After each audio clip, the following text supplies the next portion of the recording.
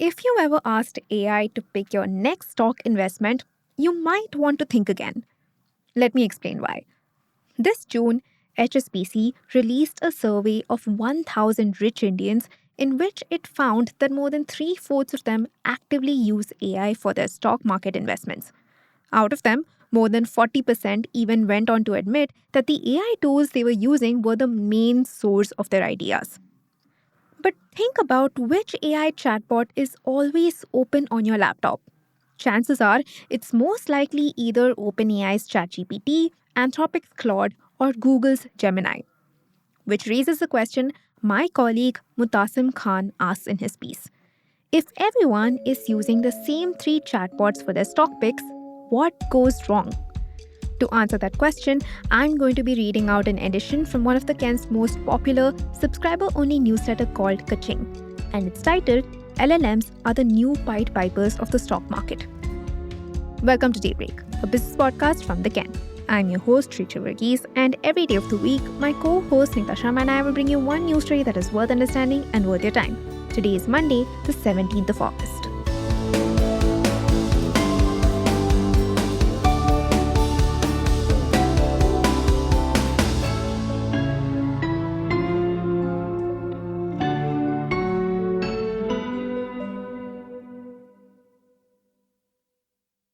I spent a summer as an intern on a trading desk once and realized fairly quickly that I was not very good at it.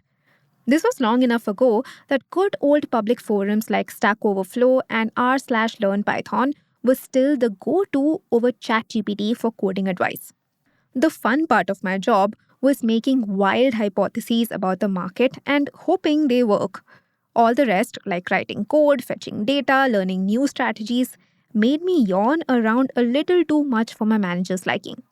But the same friction that deterred me from turning an idea into an actual trade is also the friction large language models or LLMs have been easing remarkably fast ever since.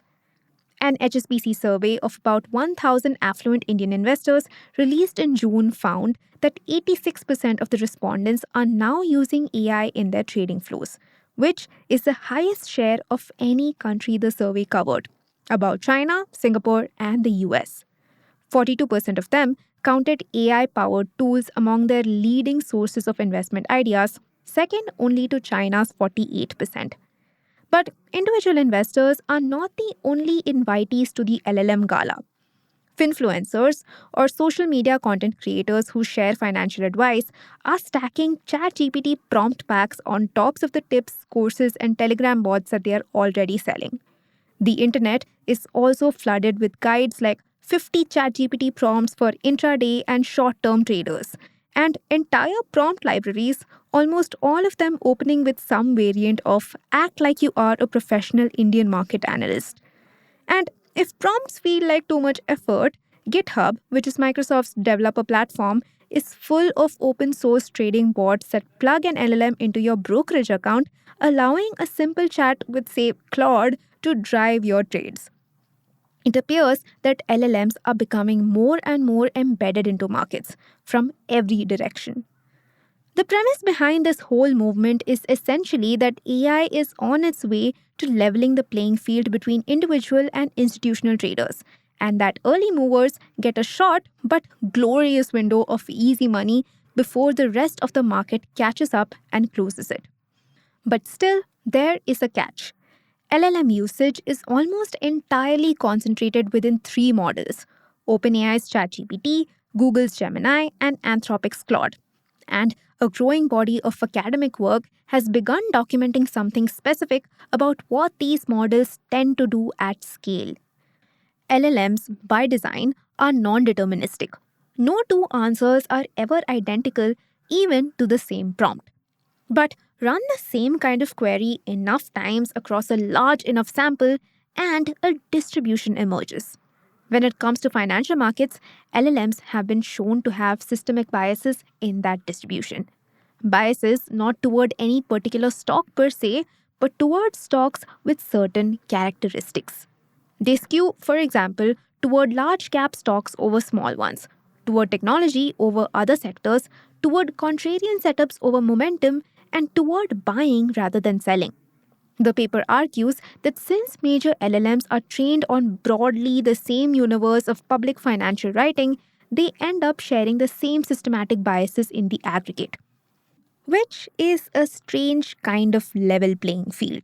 The retail trader gets tools that, in the aggregate, make her more predictable to the very institutions she thought she was catching up to. In a June podcast, Osman Ali, the global co head of Goldman Sachs' quantitative investing arm, put it plainly.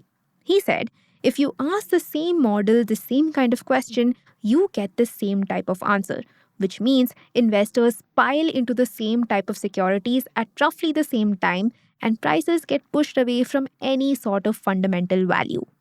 Whether or not retail investors were consciously using LLMs to make their decisions, Ali said that the crowding effect was already visible. Broad LLM use had produced a different type of predictability and inefficiency in the market. Millions of retail investors using essentially the same two chatbots may not necessarily democratize markets.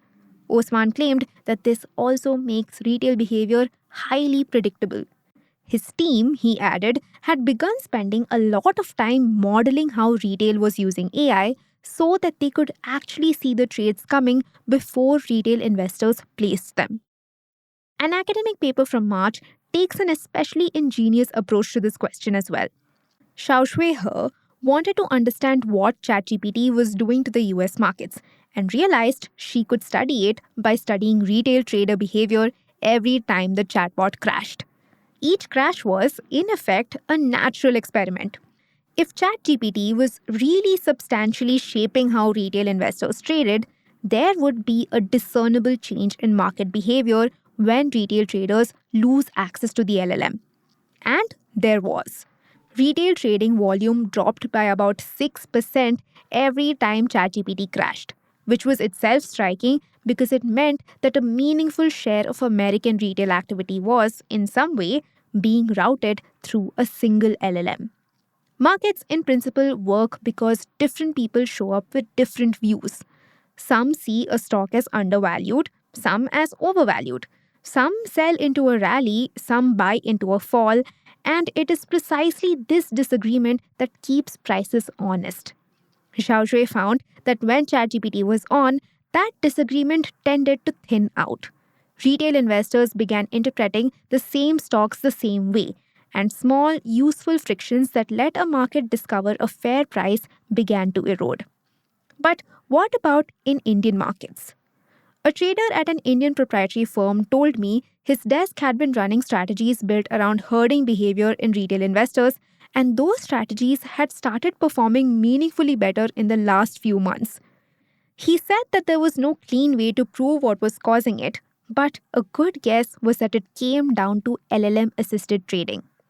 In fact, SEBI too, in its consultation paper on the responsible usage of AI and machine learning in Indian securities markets, explicitly flagged the risk of herding and collusive behavior arising from widespread use of common models and datasets by large cohorts of market participants. Be that as it may, this argument only holds if ChatGPT is the one doing the actual thinking. And that is not necessarily the case. LLMs have also powered a whole new class of infrastructure builders on the ground. Rajendran R is one of them. A long-time systematic trader, he built OpenAlgo, a self-hostable WordPress-style platform that lets a non-programmer build and deploy a trading strategy without writing a single line of code. Rajendran has watched this shift happen room by room. He shared an experience where 2 years ago, in a session of 150 people, he asked how many of them used ChatGPT. Hardly 4 or 5 hands went up then. But at an algorithm trading meet he was hosting recently, where roughly 400 people between the ages of 25 and 70 had shown up, he said almost 80% of them were already using ChatGPT or Claude to help with their investing journey. However, from Rajendran's vantage, Indian retail is nowhere near the point where the LLM convergence effect would begin showing up in the market. Most of the retail traders he sees use LLMs for execution, not for idea generation. He said it looks more like someone having a design in mind and using AI to convert that design into code. However, the trader at the proprietary firm also offered a warning. He said it is only by chance that an LLM will actually come up with a profitable trading strategy all by itself. If LLMs can find a piece of information, the market has most likely already priced it instantaneously and any profitable signal has already decayed. Still, in the rare case your LLM buddy does hand you a profit making formula, don't tell anyone. As an ex trader friend once told me, no one who makes money opens their mouth, and no one who opens their mouth actually makes money. These are words to trade by.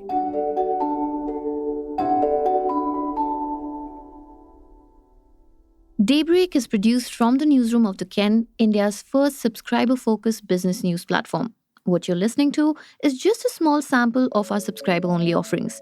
A full subscription offers daily long-form feature stories, newsletters, and a whole bunch of premium podcasts. To subscribe, head to theken.com and click on the red subscribe button on the top of the Ken website.